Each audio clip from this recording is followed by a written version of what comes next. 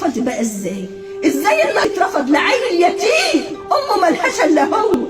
الدنيا لسه بخير، الدنيا لسه بخير يا ناس، الدنيا لسه بخير يا ناس، الدنيا لسه بخير.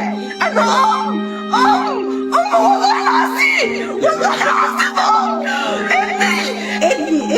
ابني في ده كله فين في يوم وليله اتحاكم.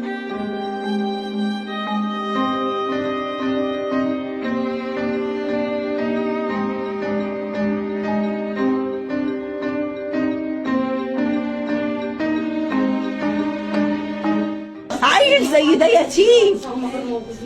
زي ده يتيم ولسه ملوش تجارب وعملوا فيها عمايل كتير، يعني ما يوصلوهوش للي هو وصل له ده. انا كنت بقول يوم ما ابني هيتظلم النقد هيتقبل وهيدوله كام سنه سجن، عشان عرفوا ان في اطراف تانية.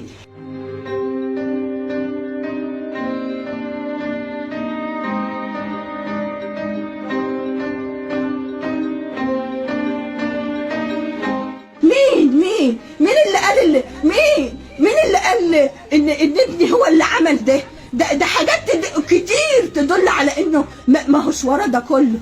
ممكن يكون حد عمل فيه حاجه، ممكن يكون ده احنا ما نعرفش ده كله. حاجات كتير ظهرت، الحاجات دي هتروح فين؟